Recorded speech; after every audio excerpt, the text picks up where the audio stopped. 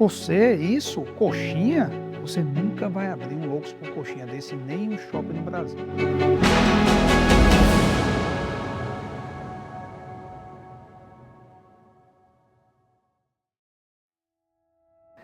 Loucos por Coxinha, foi quando eu encontrei o propósito da minha vida. De uma forma muito simples, começa uma trajetória nova na minha página, na minha vida. Loucos por Coxinha, ela vem de muitos empreendedores, como muitos empreendedores no Brasil, vem de uma necessidade.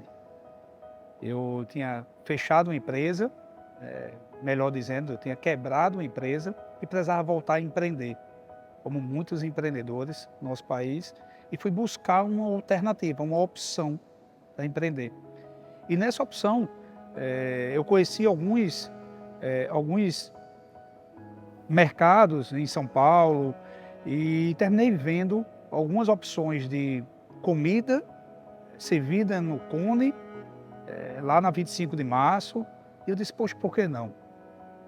Nunca tinha trabalhado com alimentação, minha família não é de alimentação, acho que eu não conheço ninguém, mas me atenou, disse, poxa, por que não alimentação?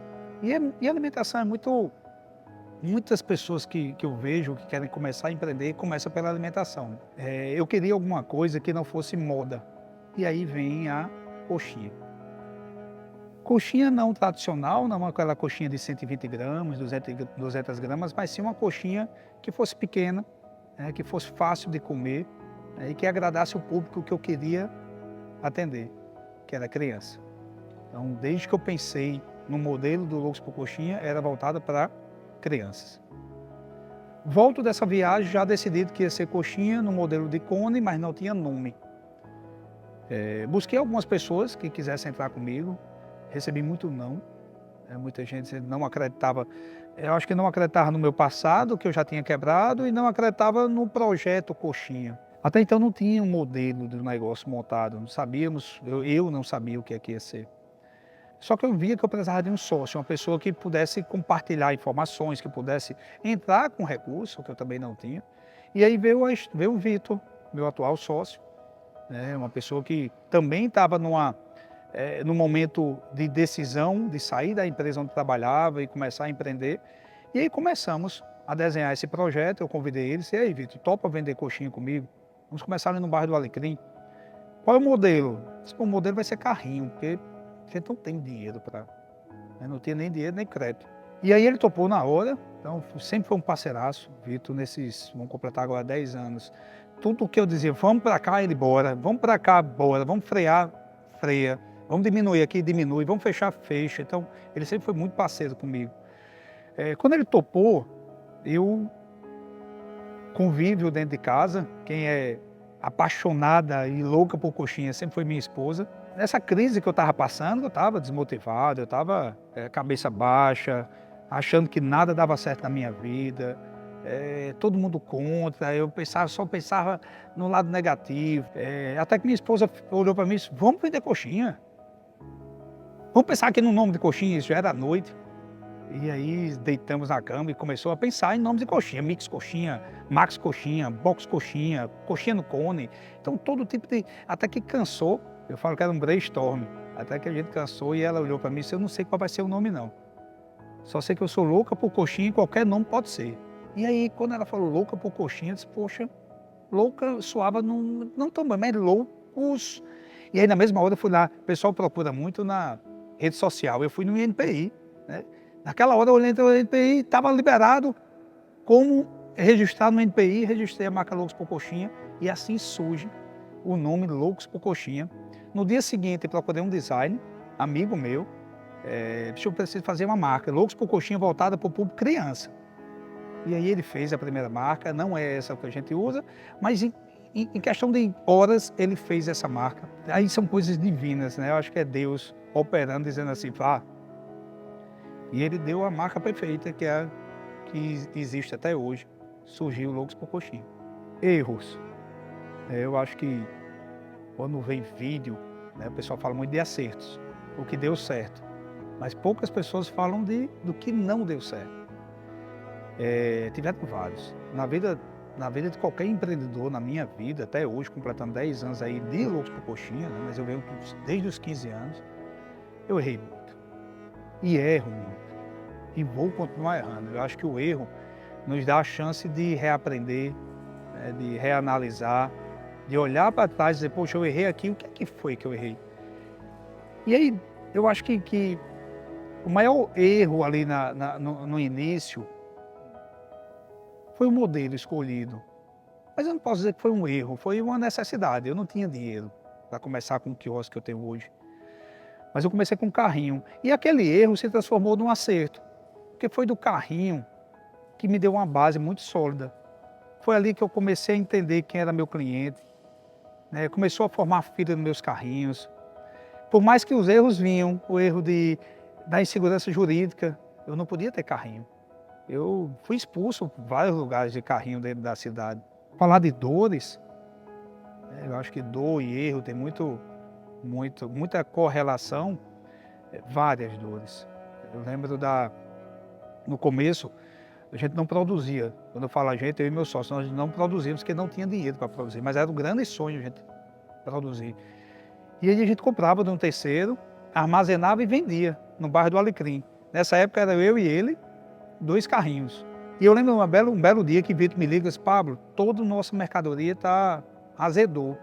O que foi que houve? Não, ou eu ou você bateu aqui no freezer, desligou e passou a noite desligada. E aquela mercadoria era o produto que eu tinha do mês todo.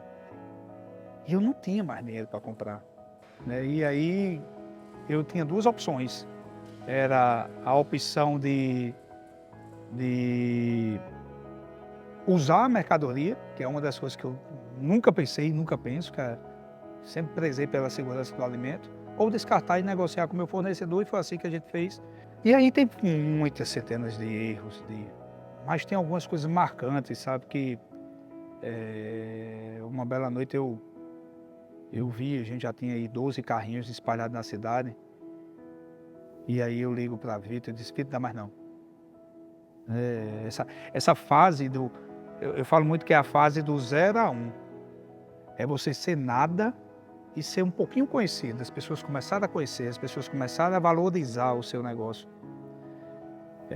Eu olhei para Vitor e disse, Vitor, não dá mais não, vamos fechar, vamos acabar essa brincadeira. E não está ganhando dinheiro. Tem um amigo meu que sempre diz assim, nada melhor do que uma noite no meio. E aí eu dormi, no outro dia disse, Vitor, vamos montar a quiosque. E disse, rapaz, que loucura, como é que você vai montar a quiosque? A gente não tem nem dinheiro com os carrinhos. Vamos arranjar o primeiro franqueado de quiosque. E aí tem uma coisa muito bacana que eu sempre falo, comece pequeno, mas pense grande. Isso não é uma frase só de ler e achar bonita. Tem alguns comportamentos que eu posso, e eu fiz isso lá no começo. Logomarca. Eu queria a melhor logomarca, a logomarca mais linda, a logomarca que mostrasse que eu não era qualquer um. E engraçado que as pessoas pensavam que éramos de fora, mesmo no carrinho, mesmo no primeiro dia. Pela roupagem que a gente deu, embalagem, logomarca, a segurança do alimento, luva, o fardamento era segunda, terça, quarta, quinta, então a gente mostrava que era diferente. Como é que eu podia mostrar que eu era um pouquinho maior do que eu realmente era? Eu lembro do primeiro carrinho, nosso primeiro carrinho, o número tinha um número nele, 11. O segundo, 12, 13, 14, era para as pessoas verem que eu já tinha 14 carrinhos na rua. Era para valorizar a marca. Então isso foi, e até hoje é isso. O caminhão é 101, 102, 103. Não estou enganando ninguém, é porque as pessoas precisam me ver da forma que eu quero ser lá na frente. Enxergar o futuro, eu digo que é a construção da verdade futura. E assim eu venho trabalhando de lá para cá. E aí montamos o primeiro quiosque e aí a história continua. Desistência. Qual é o empreendedor que nunca pensou em desistir? E se você me perguntar, mês passado eu pensei em desistir. Então, todo empreendedor ele pensa em desistir. E o que é que eu preciso ter? Eu preciso ter muito claro qual é o meu propósito. O que é que eu quero com aquele negócio? Porque senão é muito fácil. A coisa mais fácil que tem é desistir. Os nãos são muito dolorosos na trajetória empreendedora. E o que me fortaleceu muito foi a fome e a vontade de transformar os nãos em sims. Eu lembro quando eu estava passando na fase de não produzir para produzir, eu não tinha recurso, não tinha dinheiro ainda, e eu fui procurar pessoas que quisessem entrar comigo e achava que essas pessoas, ou algumas pessoas, acreditavam, pelo menos no meu sonho, que ainda era um sonho, era carrinho. E teve um cara que foi muito importante na minha vida, ele não sabe nem disso, mas foi um cara que eu fui conversar com ele, e disse, olha, eu tenho esse projeto, eu preciso de X mil reais para começar a produzir. E aí ele olhou para mim e fez, você está querendo dinheiro? Por nada? Uma marca e um carrinho de coxinha lá no Alecrim? E aí eu apertei a mão dele e disse, rapaz, eu olhei para Vitor, não na frente dele, e disse, nunca mais eu vou pedir dinheiro a alguém. A partir desse não, eu vou começar a construir os meus próximos sims. E aí eu fiz um trabalho junto ao banco, consegui o financiamento, fomos só eu e Vitor, claro, com as esposas apoiando. E aí quando o negócio foi crescendo, eu fui tentar o primeiro shopping. E eu lembro que o cara olhou para mim e fez, você, isso, coxinha? Você nunca vai abrir um Loucos por Coxinha desse, nem um shopping no Brasil. E eu voltei, estava com minha esposa nesse dia, eu voltei de João Pessoa para cá. Eu chorava, mas chorava. Sai, ele vai ver como eu vou abrir e ele ainda vai ser meu cliente. Eu não saía chateado, eu saía triste. Pensar em desistir nessa viagem de João Pessoa, eu pensei. Na vida empreendedora, poucas pessoas chegam para você, principalmente empreendedor, para lhe colocar para cima durante esse processo de 0 a 1. Esse processo é onde ninguém lhe conhece ainda, estão lhe conhecendo. Ninguém chega para você para lhe dar palavra de conforto, para lhe dizer que vá por aqui, para lhe dar um caminho. O que eu mais escutava era, você viu? 2 jovens, 2 meninos aí abriram um quiosque de coxinha, mais uma fama, mais um negócio que não vai dar certo. E tem gente acreditando, apostando com eles.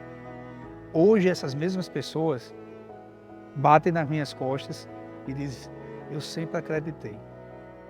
E eu agradeço, né? Acho que é um dos pilares muito fortes, a minha humildade, a minha resiliência.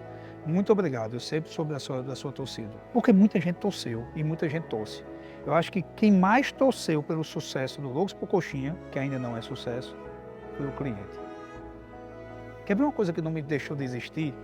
Da mesma forma que esse cara disse que eu nunca ia abrir no shopping, uma cliente, lá no Alecrim, na feira do